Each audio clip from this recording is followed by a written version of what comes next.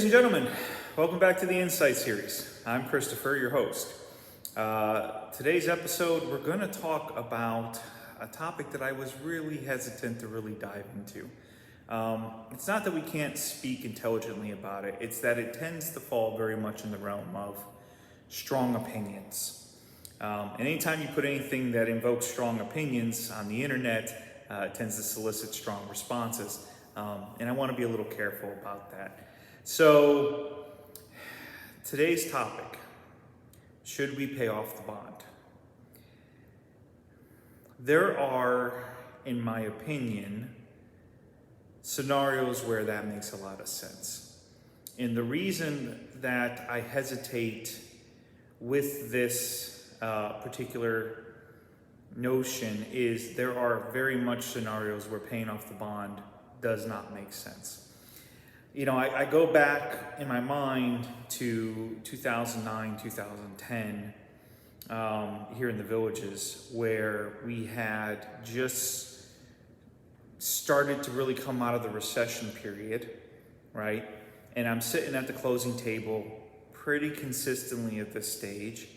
And the equity that had naturally occurred in the homes had been slightly depressed.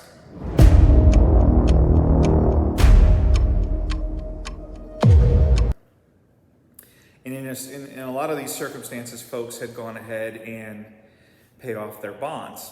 Now, bear in mind, a bond of this time frame would have been $23,000, $24,000, based on the market median.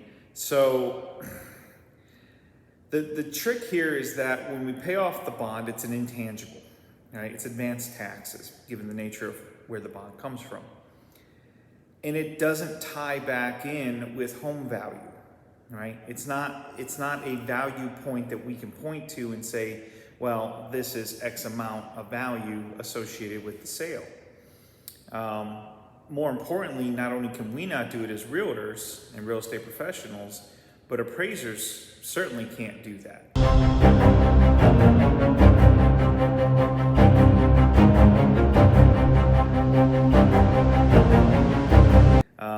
And therein lies the clincher, right?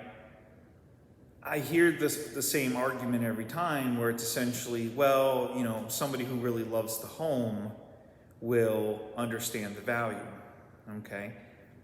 You're not wrong in that thinking, but you also have to take into consideration, in a lot of cases, the size of your prospective buyer pool and what you're doing to that prospective buyer pool when you take this position.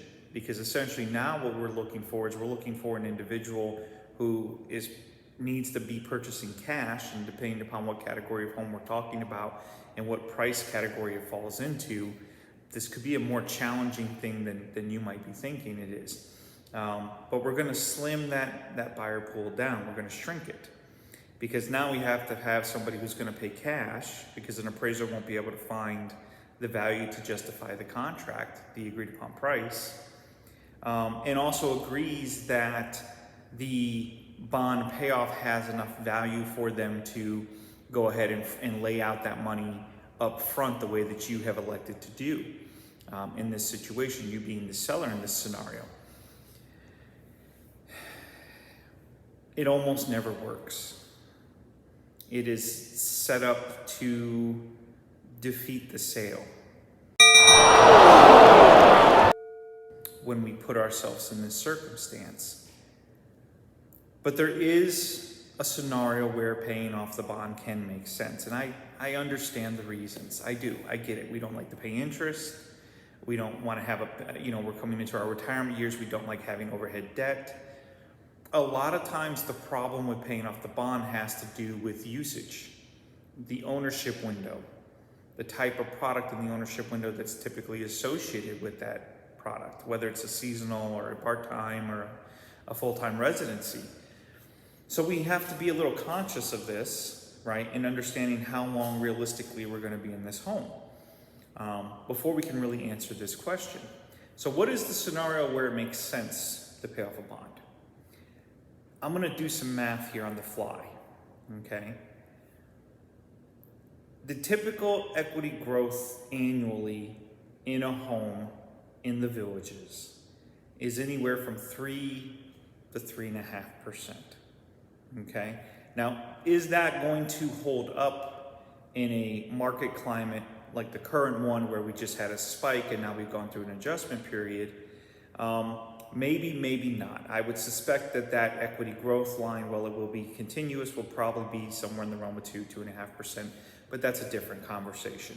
I bring that up only because we're going to use 2% as a very conservative estimator for equity growth in the home for this calculation. So let's use a market median right now, okay, across all the product lines, right?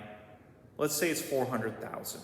Might be a little higher, lower than that right now, but let's just say 400,000 for the purposes of this example. At 400,000, we can expect that our home value will increase annually approximately $8,000 per year. Now, if we have a $12,000 bond,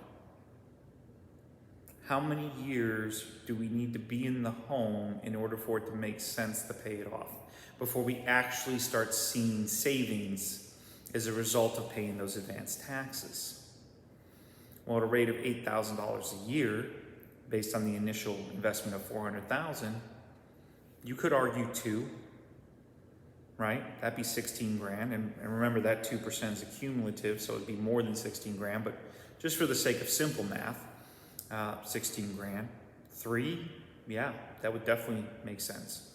Because the home equity, the natural growth, will capture that investment, right? That's where and when it makes sense, in my opinion, to pay off a bond. That's when it's safe.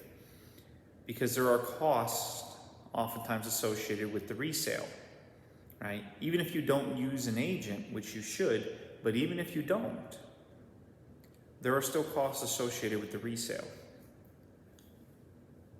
And that's my thoughts on that, essentially. Not every scenario makes sense. If you are buying a seasonal property, right, and your intention is to resell that in 2 to 3 years, and you've got a big, $24,000, $25,000 bond on that because it's newer construction, that's probably not a great idea. You're probably not going to recapture that investment, and you're not going to have enough usage on the property to really draw out the savings from those interest rates. While we're at it, let's talk about the bond interest rate for just a moment, because it's amortized much in the same way that a mortgage is.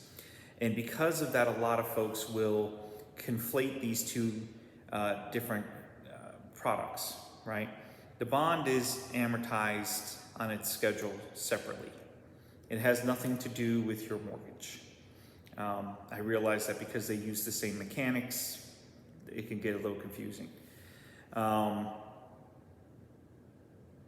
The interest rate on a lot of bonds in the villages currently, and bear in mind that a good portion of the community is bond-free or close to bond-free now.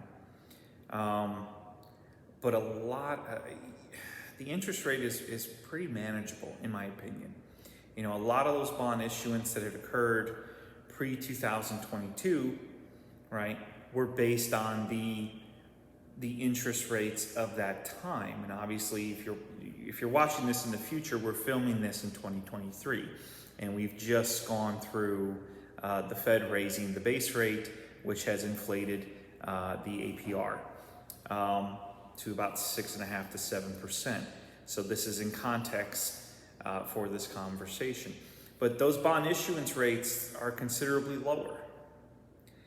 I strongly suspect, and I'm not a financial advisor, but I strongly suspect that your money to the tune of $20,000 to $30,000 would probably be better invested in some type of high yield investment, as opposed to paying down or paying off a bond with a relatively low interest rate that's amortized out over a considerable period of time.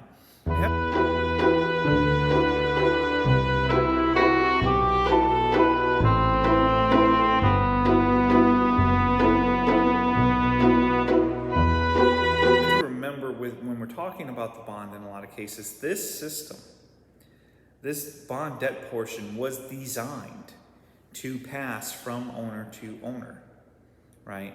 Throughout the lifespan of that home. It was done that way to minimize the impact on the individual owner, particularly the initial owner, okay? But this is my opinion. This is what I find tends to work. You may have a different outlook on this, and that's fine. If you feel the need to put it in the comment section, you know, I'm not gonna suggest that you shouldn't. I just ask that we be polite and respectful of everybody else, and hopefully that kind of illustrates the issue a little bit for you if you're thinking along these lines. Hey, that was fun and not as hard as I thought it was going to be. It's always a pleasure. Thanks again for tuning in. We'll see you on the next one. Have a great day.